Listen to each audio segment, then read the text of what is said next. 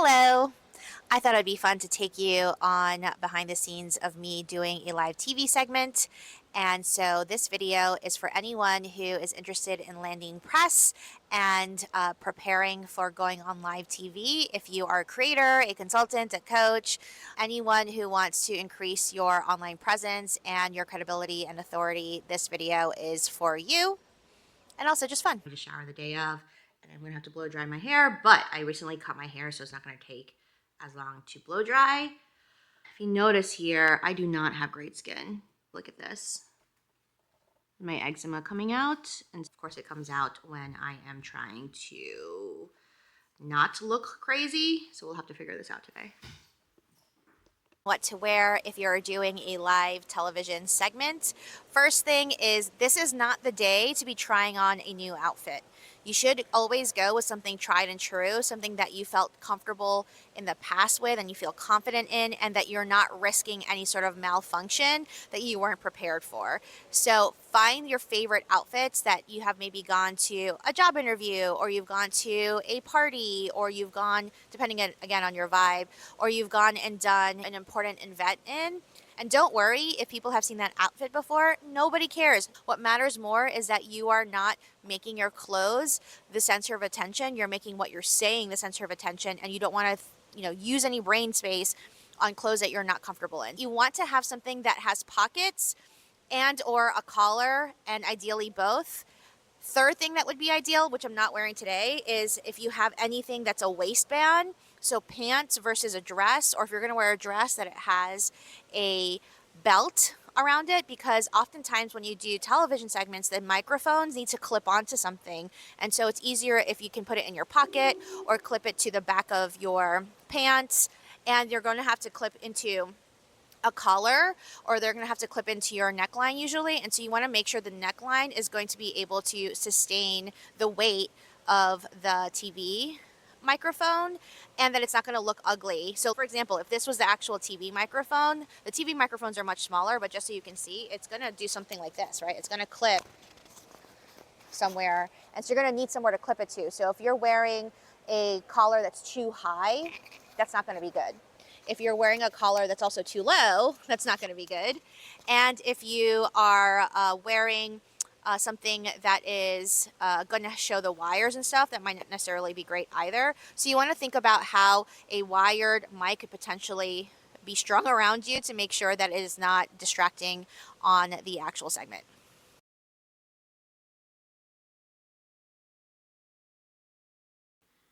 Here is a fun fact. I have a completely separated closet for clothes that I wear for TV and press and speaking engagements. And today I'm thinking about wearing this pink dress. I tend to stick to solid colors because it just looks crisper on TV. I do not suggest that you wear any sort of prints. So for example, I like this dress, but not good for TV. I like this shirt, but terrible for TV. This would be good for TV. This would be great for TV. This I've worn many a times on TV, and it's looked really good on TV. So I tend to stick to jewel tones. I also try not to wear white on TV because the lighting and stuff, it can just be crazy. Black, for me anyway, looks really good on TV, but some people argue that you shouldn't wear black. Navy blue is my way of not wearing black, and that looks really good on TV too. If you're enjoying this content and want to actually take real action towards crushing your money goals, check out my new book. It is Crush Your Money Goals, 25 habits that you can use starting today to pay off debt, save, invest, and reach financial freedom. It's jam-packed with all of my best tips as a debt-free millionaire and your new money mentor. Check it out at crushyourmoneygoals.com, or head to Amazon or wherever you buy books. Grab yours today. I like to just run it through my hair really quick, where I just make sure that I try to have my ends like all going in versus out. I don't know about y'all, but it really bugs me when my hair flips out instead of in. I actually am on the tail end of this like pink hair phase, and I thought about coloring my hair back to black before all of this stuff I have going on. I was like, you know what? I'll leave it in for a couple more weeks and then we'll commemorate the end of the pink hair era. When it comes to how you decide to do your hair, I have made the mistake in the past and I'm much better about it now. It's not a deal breaker, but if you have long hair or if you have hair that tends to get into your face, just pull your hair back from your face. So you can see today, I just pulled my hair back on one side with some clips because sometimes it will just get in your face while you're talking and then you end up doing this and this on stage or you do that on the TV segment and it's just distracting. So if you can help it, have a hairstyle that is going to not be distracting or not get in the way of your face. And then also make sure that your hairstyle, uh, if it's possible, to help cover the microphone. So today, even though I'm wearing a bright dress and the microphone might be showing, because my hair is down, they were able to hide the microphone behind my hair. And I knew that coming into the segment. This red. This red. It's red. So red. I have been using Clinique because it is the least harsh to my skin that I've found so far. I'm sure there are other brands that are going to be even better, but I just have not had the patience or the prioritization to test out all these different makeup brands. I have really dry skin, like to the point where I almost cried at a TV segment because my skin, I did my makeup at home, and by the time I got to the TV station, it had dried up and I looked flaky and terrible and looked like I was just like sunburned, even though I had not been in the sun. So I am very insecure about this. I'm gonna just put it all over and see, you can see it's like covering up the redness that's going on. I always put a ton of moisturizer before and let it sit for a while. This is actually for my body. This is really good because my skin is super dry. And then this is what I use for my face. As someone who has pretty severe eczema. Okay, so we do this, then we just let it sit for a little bit. Then I wear these earrings. I don't know how to do this since I have flowers on my collar. I am no makeup expert, but I do know that my face looks super flat. Look at AJ just coming in while I'm recording. Married, hashtag married life. And then, so I do a line here, a line on my cheeks, and a line on the top. And I just try to blend it as much as possible so I don't have a completely flat face. Then eyeliner. I use a liquid, almost like a marker eyeliner. We're gonna try it. Brow.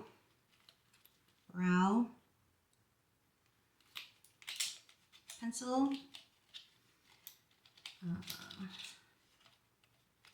Just to make sure my eyes don't look so washed out.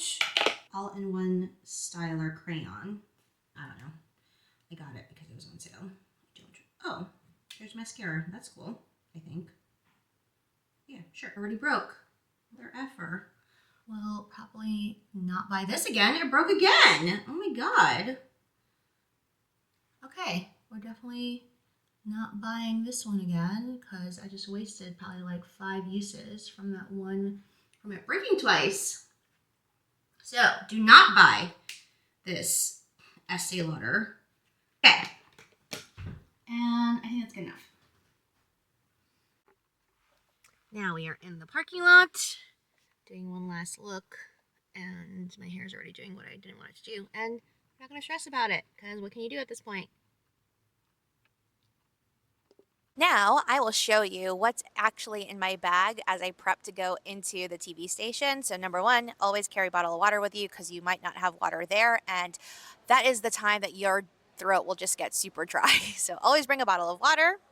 Always bring business cards because you never know who you're going to meet in the waiting room or in the green room at the TV station. I always try to introduce myself to other guests who are sitting and waiting for their TV segments. And today I actually made a connection already for a potential Forbes article. So I brought these, and I also brought the smaller version of my business cards. I always carry a little snack in case I get hungry or get a little nervous. Also, always carry, of course, my cell phone. But with my cell phone, I usually carry an extra mic, like the one I'm holding right now, so that I can take behind the scenes footage of what's going on the set. My makeup, and I put it in a clear bag. I know it's not cute or anything, but then I can quickly see what is in there and I'm not scrambling last minute to try to find stuff. And I always bring makeup wipes in case I somehow mess up my makeup while I'm there. And I carry these in case I also look in the mirror when I'm there, because on television, lighting is completely different from what you have at home. It is super, super bright.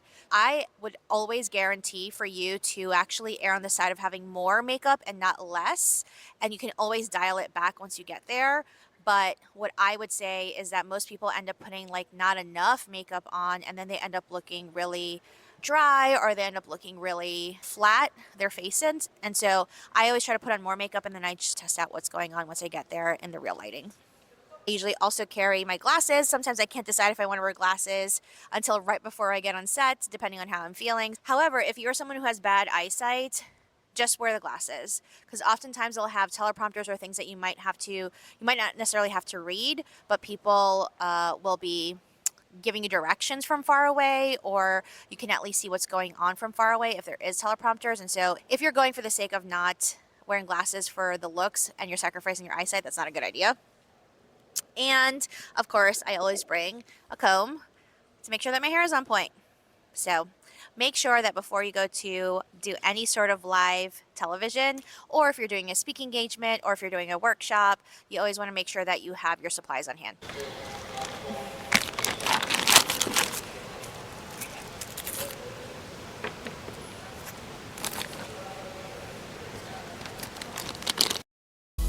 Well, did you know that more than half of U.S. working adults say they're behind in retirement savings? This morning, we're talking money moves with our good friend, Bernadette Joy. She's here to help you get out of debt, and you actually paid off a lot of debt, you and your husband. A lot and of now debt. you teach a lot of people to go ahead. A lot of debt and a lot of new people to teach how to pay off debt. Okay, now you have 5 essential financial tips to go ahead to do before the end of the year. The very first one is you want to make sure to keep the most of your expenses. Yes, so Monthly expense. monthly expenses. Okay. So a lot of people go straight to savings and investing when they don't have enough cash flow for their everyday expenses. So the first thing I'm telling people this summer is to look at all of your basic expenses and have that amount in your checking account. And that's to help you get out of the paycheck to paycheck mentality. Why do you say the checking account? Yes, isn't that interesting? I That's said the interesting. checking You said account, checking not the savings account. Yes. So what I found in teaching hundreds and hundreds of people is that when they put money into the savings account, they feel like they have to break glass to go use it, right? But then every month there might be something that just comes up. It could be summer camp, it could be a trip, it could be something that you weren't expecting. You don't have to go break glass at the savings account. I want you to put it in your checking account first so that you're not waiting for your next paycheck Wow. to show up. Okay, you also had build a stuff happens fund. Yes. Now, where should you build the stuff happens Yes. funds? So once you have 1 month's worth of expenses in your checking account, then I suggest that you put another month in your savings account, and that's really the emergency fund. What I found is that if you don't have that regular checking account, buffered in there, then people are afraid to use that money, and then they go into debt instead. So I'd rather you save up some cash instead of relying on your credit cards. Okay, you also, this is important to maintain a monthly budget routine. Yes. I always get out of my routine. I have to always put myself back into the deal. And the summer is the time where we always get out of the routine because of the trips and the kids are out of school. You have 6 months left. I have 6 months left. We all have 6 It's months so left. easy to spend money, though. It's so easy to spend money. So what I'm suggesting to people is that even if you fell off of the budget, Okay. even if you haven't been sticking to it, it takes about 6 months to be able to get into a habit of it. So if you start in July, by the end of this year, even if you don't stick to it, just start a budget every month and see what happens. Okay, this is a really good one. We're talking about eliminate credit card debt. This is a big one for you. This is a big one for me. This is a big one just generally right now. The credit card interest rates are so high right now. They're over 20%. So I see a lot of people who are really struggling to pay their bills because their credit cards are just outrunning their cash. So if you have all of these different goals, if you're saying, oh, I need to save, I need to invest, I need to put the kids through college, whatever it is, if you have any sort of credit card debt, that is really your first and main goal between now and the end of So the year. what should you do with a credit card? Then I need a credit card to function. Do I? Is that a misnomer? Do you Yeah. though? Okay, so what would you advise someone if they're going to go ahead and pay down all this debt on their credit Yes. card? what's the next step after that? So I have a client who's doing this right now. Okay. They are pausing. You can pause using the credit card for now. You don't have to get rid of it forever. You don't have to cut it up. I literally asked him to put his credit cards into a block of ice for the summer. Okay. And he has his credit cards in the freezer, and he's not. He's going to wait until they're paid off before he opens it up again. Gotcha. Okay. Your last one is open an IRA account. And I've heard you say this before because you're going to take care of your own future. Yes, and this is the last thing that we're talking about, right? So I talked about the cash cushion first, then we talked about the emergency fund, then we talked about a budget, then we talked about the credit card debt. If you have done all those things already, then you go look at your investment account. And the simplest way you can do that is by opening an individual retirement account, which is designed for you to invest long term. Not a brokerage account, not an app. I want you to focus on investing long term for your future, for your retirement. I bet you your people that you teach. Look, you've been doing all this stuff and sticking to all these different rules, and it's really helped you out tremendously. Yes, I've stuck to them, but let me be honest, it's hard. It's not easy to stick to these things. And so I always tell people, you don't have to do it perfectly. If you just start today and you see where you can go with it, that's better than doing nothing at all. CrushYourMoneyGoals.com is the website. Indeed, she is Bernadette Joy. She is the guru when it comes down to finances and making it very, very practical. Thank you very much for being here. Thanks for having me. If you like this content, I would love for you to go to my website at crushyourmoneygoals.com and you can grab my book, which is the 25 smart habits that will help you save, invest, and fast track your way to financial freedom. And if you pre-order the book, you will get access to my free course on how to brand your business on a budget. And that will be super helpful for you on tips on how you can land more press, how you can create more buzz around your business, and how you can become an authority in the thing that you do without spending a lot of money. See you next time.